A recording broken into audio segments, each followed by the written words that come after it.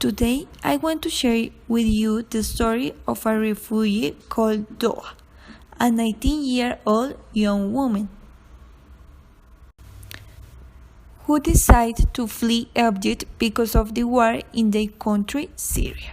Millions of Syrians have fled their homes, taking refuge in neighboring countries, in the case of Doaa, Egypt. So she embarked with her husband, men, women, young people, children, and old people. But first, they had to go through the Greek coasts.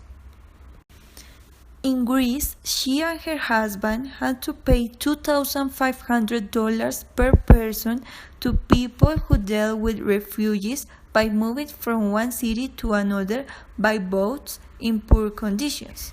As reported the Doaa, when they had 4 days of travel, the smugglers tried to transfer all occupants of the boat to another boat in worse conditions. Obviously, all the passengers refused to that idea. At that point, everyone in the boat was in danger because the response of the traffickers was drastic. They went to one side of the boat and opened a hole in the hull. After that, said the refugees, "That fish will eat your flesh." The water began to enter into the boat and it began to sink. The passengers began to jump into the water.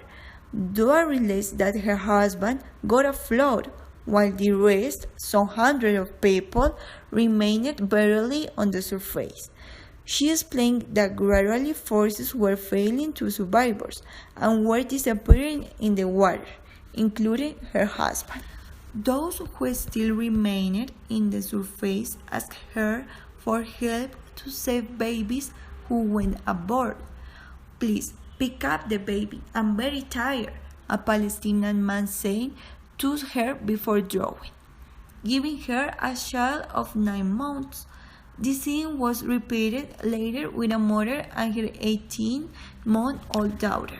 After this dramatic scene, Doaa, the babies, and few survivors were shipwrecked during 20 days.